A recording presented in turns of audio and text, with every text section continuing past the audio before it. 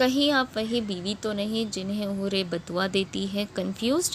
इस हदीस को गौर से सुनिए। देखिए, बीवी अगर शौहर को तकलीफ़ देती है, उसके हुकूक पूरे नहीं करती है, तो जन्नत में मौजूद बड़ी बड़ी मोटी मोटी आँखों वाली हूरों में से उसकी बनने वाली बीवी कहती है, बल्कि बदुआ देती है कि तुझे अल्लाह हलाक करे, कि उसे तकलीफ़ ना दे।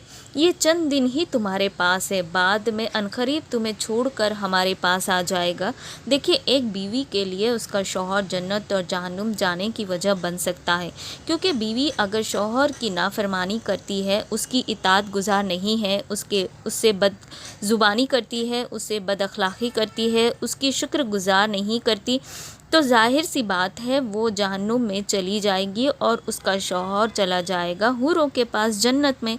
इसी तरह एक और हदीस सुन लीजिए। नबी करीम सल्लल्लाहु अलैहि वसल्लम ने फरमाया, अगर मैं किसी को किसी दूसरे के सामने सजदा करने का हुक्म देता तो औरतों को हुक्म देता कि वो अपने खाविंद को सजदा करे, इसलिए कि अल्लाह ताला ने उन पर खाविंद का अजीम हक़ रखा है। आप इन अहदीस से अंदाज़ा लगा लीजिए कि शौहर की कितनी ज़्यादा इम्पोर्टेंस है एक बीवी की ज़िंदगी में।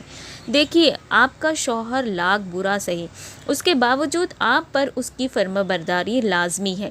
बीवी ने अक्सर शौहर की शिकायतें करती नज़र आती है, तो देखिए, अगर ये शौहर अच्छा नहीं है, इसमें परफेक्शन नहीं है, तो दुनिया में सारे ही लोग इंसान हैं। आप दुनिया में किसी से भी शादी कर लेगी तो वो भी फ़रिश्ता नहीं, इंसान ही होगा, और उसमें भी गुस्सा और बहुत से बुराइयां होगी।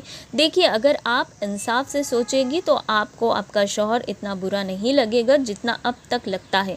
इसलिए बराए मेहरबानी जो है उसी को सुधारे, उसी पर मेहनत करे, उसकी रिपेयरिंग करे और उसके साथ शुक्र से रहे और नाशुक्री से बचे। और ये जुमला कहने से बहुत बचे कि मैंने ज़िंदगी में आपसे कोई खैर नहीं देखी, वरना ये एक जुमला आपको जहन्नुम की गहराइयों में ढकेलने के लिए काफ़ी है।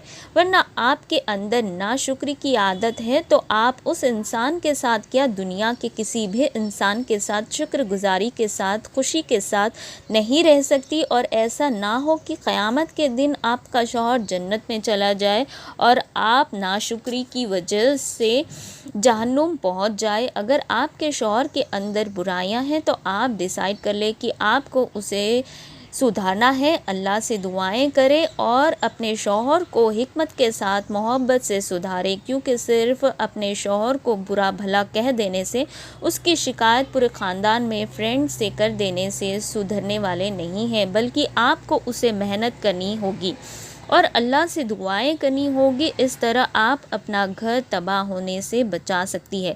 वरना देखिए, आजकल डिवोर्स में देर नहीं लगती, आए दिन तलाक हो रही है। इसलिए हस्बैंड वाइफ थोड़ा सा एक दूसरे से तेज़ मिजाज को बर्दाश्त करे, थोड़ा सा एडजस्टमेंट, थोड़ा सा सेक्रीफाइस, थोड़ा सा कॉम्प्रोमाइज़ करना सीख लें, तो इंशाअल्लाह आपका घर तबाह होने से बच जाएगा।